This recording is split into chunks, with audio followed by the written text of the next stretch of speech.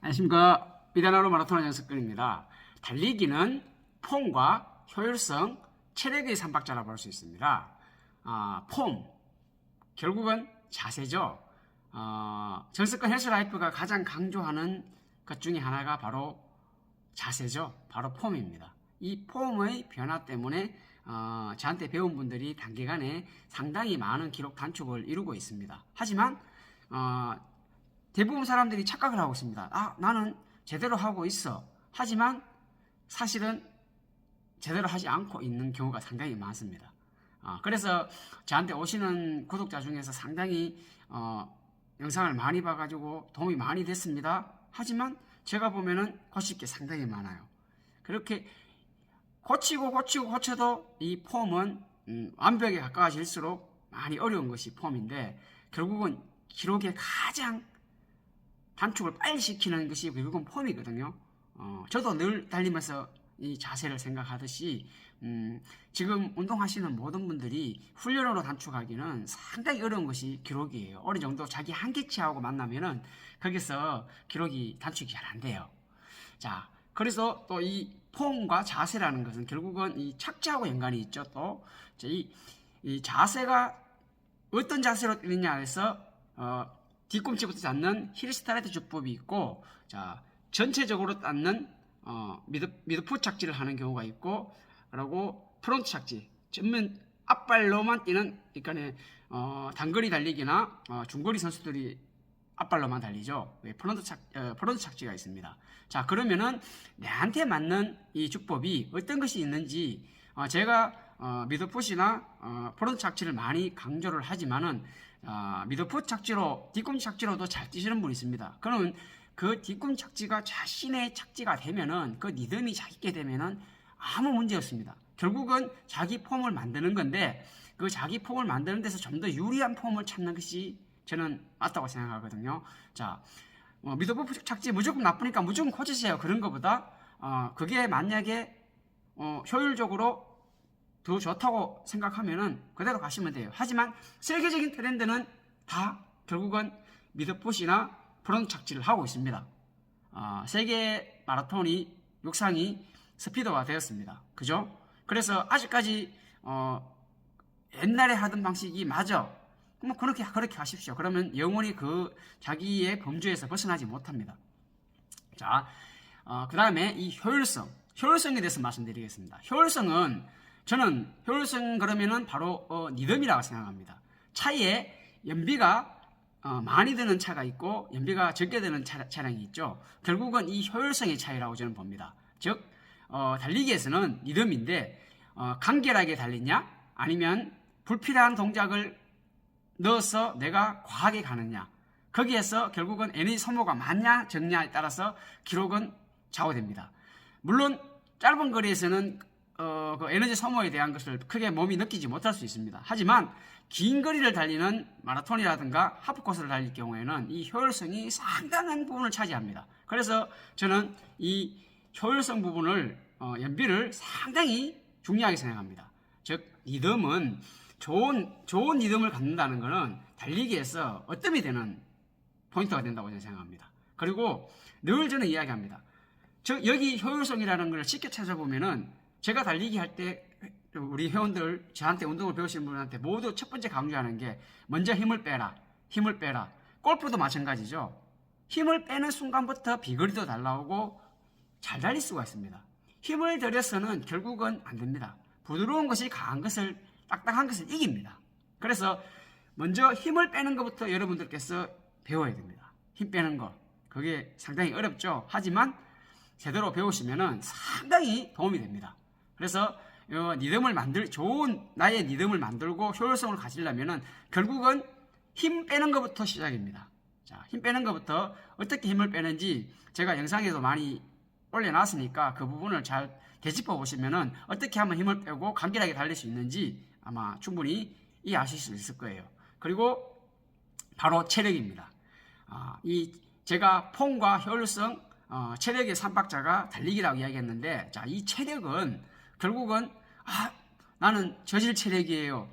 물론 타고난 사람도 있어요. 체력이 좋은 사람. 하지만 저질 체력도 운동하면은 강골이 됩니다. 왜냐하면은 우리 몸은 내가 가꾸기 나름이에요. 그죠? 어떻게 가꾸느냐 따라 가지고 그 가치가 확연하게 달라집니다. 자, 그러면 체력을 키우는 방법이 뭡니까? 저는 평지를 달리는 것보다는 단기간 내에 빨리 체력을 키우는 방법은 바로 좀 몸에 자극이 되는, 그리고 일정하지 않는 불규칙적인 그런 훈련을 통하면은 우리 몸에 쉽게 말해서 사용하지 않은 영역, 그 영역을 사용함으로 해서 나의 실제적으로 우리 몸은, 우리 뇌도 마찬가지지만 5% 사용 못하죠. 아인슈타인조차도 5% 사용 못했습니다. 우리 일반 인간들은 3%도 사용 못하죠. 자, 그러면은 그 사용하지 않은 95%, 97%의 무궁무진한 영역을 개척하는 것은 결국은 나의 발전을 크게 만드는 방법이 됩니다. 즉, 달리기도 평탄하게 평범한 이 평지를 달리는 것보다도 사실은 아까 말씀드렸지만 불특정한 그런 코스를 달리게 되면은 이 근육에 상당히 자극이 되면서 근육이 발달하게 됩니다. 자, 근육의 성장은 결국은 나의 달리기를 성장시키는 모멘텀이 되는 거죠. 자, 그러면 어떻습니까? 바로 계단 달리기를 하십시오. 계단 달리기, 언덕 달리기, 그리고 스키 트레이닝 같은 보강과 언덕, 계단을 하시되 여러분들 제일 실수할 수 있는 게 뭐냐면은 근육을 만드는 거는 좋았습니다. 여기까지는 누구나 할 수 있습니다. 근데 저한테 운동 배우시는 분들이 왜 잘 달리느냐 하면은 바로 건전함을 시키기 때문입니다. 대부분 사람들이 타이어 끌고 뭐 납조끼 입고 한 30kg짜리 입고 모래사장 달리고 잔디 달리고 체력은 잘 키웠어요. 오르막 훈련하고 계단 달리고 그래 놓고 건전함을 안 해요. 땡 그래요. 훈련 땡 그래요. 결국은 힘만 좋아졌습니다. 물론 도움은 되겠죠. 체력이 좋아졌으니까. 근데 효율적으로 해야죠. 어떻게? 바로 건전함을 해줘야 돼요. 건전함을. 그래서 힘을 만들고 근육을 만드는 것을 스피드 전환을 시켜줘야 돼요. 바로 질주라든가 짧은 인터벌을 통해서 그걸 또 아주 많이 하기는 너무 근육이 필요한 상태니까 결국은 건전함을 시켜서 스피드화 시키는 짧은 운동을 조금이라도 한 5분이라도 몸이 되면 한 10분이라도 해주시면 운동했는 그 가치가 상당히 좋아지는 거예요. 근데 그런 부분을 놓치기 때문에 대부분 사람들이 오늘 나는 계단을 3,000계단 뛰었어. 잘했습니다. 아주 잘했어요. 박수 쳐줘야죠. 하지만 마무리를 못하는 거예요.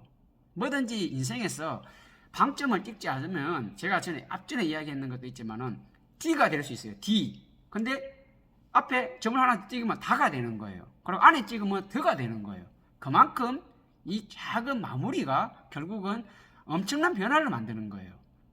그래서 저는 폼, 효율성, 체력 이 3박자를 기준으로 할 때 이 모든 여러 가지 요소들을 다 융합을 시킨다면은 나의 달리기는 훨씬 더 성장한다고 저는 생각합니다. 그리고 여러분들 아주 중요한 포인트. 저도 이게 만미 31분 42초를 전에 혼자 뛰어서 뛴 적이 있습니다.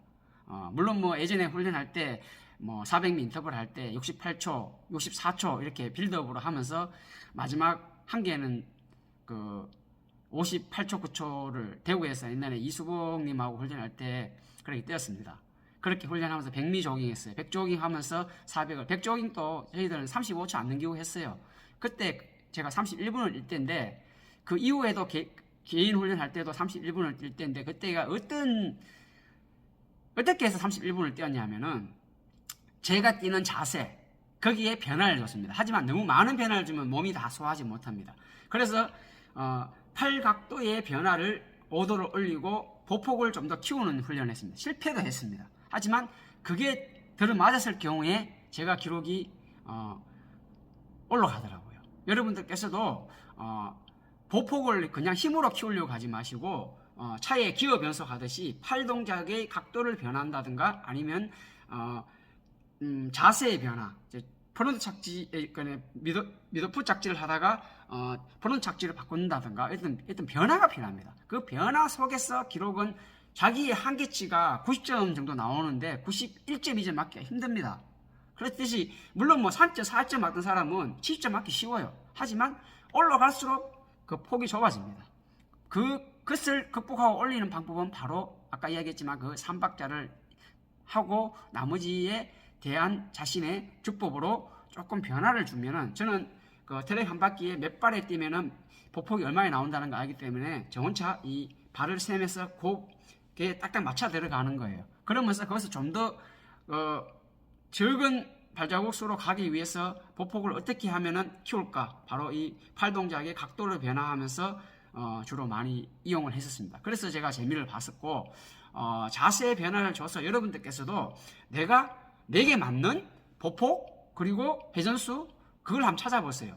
그래서 가장 효율적인 나의 자세는 무엇인지 내 자신을 알면은 그거를 부족한 게 무엇이고, 그러면 체력이 부족하면은 아무래도 계단이라든가 언덕을 해야 되고 보강을 해야 되고, 내가 효율적이지 못하더라, 착지를 하는데 쿵쾅쿵쾅 거리더라, 그러면 좀 더 나의 자세를 좀 다듬기를 해야 되겠죠. 자, 그리고 그래서 간결하게 만들면 되는 거고, 내 폼이 자세가 또 형편없더라, 착지도 그렇고 나는 비효율적이더라, 이런 부분을 찾아가지고 내게 맞는 그런 부분이 무엇인지 그걸 인식하고 만들면은 결국은 다 기록으로 가는 거예요.